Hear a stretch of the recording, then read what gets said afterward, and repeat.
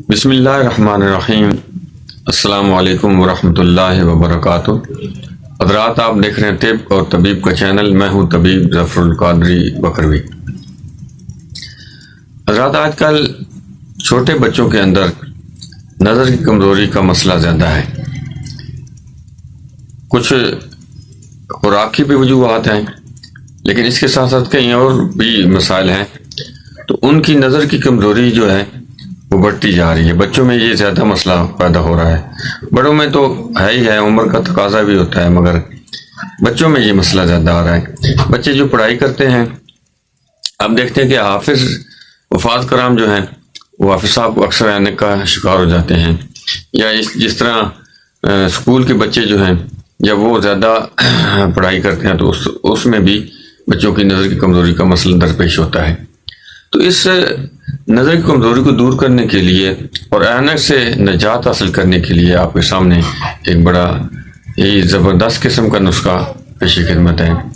جن حضرات سے جو حضرات ہمارے چینل پر نئے ہیں، ان سے گزارش ہے کہ ہمارے اس چینل کو سبسکرائب کریں، ویڈیو کو لائک کریں، شیئر بھی کریں تاکہ دوسرے لوگوں کا بھی بھلا ہو، اور بیل آئیکن کو دبا دیں تاکہ آنے والی نئی ویڈیو جو ہے وہ آپ تک پہنچ سکے۔ تو نسخہ جو کیا ہے، نسخہ آپ سماعت فرمائیں، نوٹ کریں۔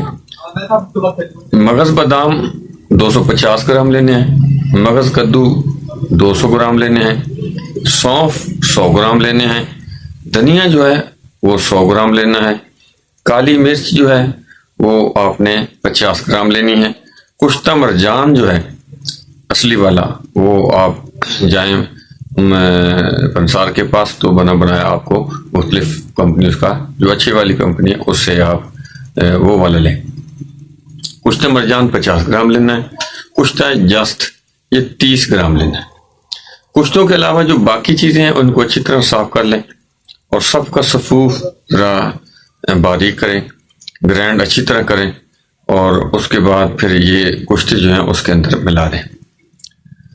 ان ساروں کو مکس کرنے کے بعد اب بچوں کو آپ نے چھوٹی چائے والی چمچ جو ہے وہ اس صفوف کا صبح اور شام کھانے کے 10-15 منٹ بعد 20 منٹ بعد آپ نے دودھ کے ساتھ دینا ہے۔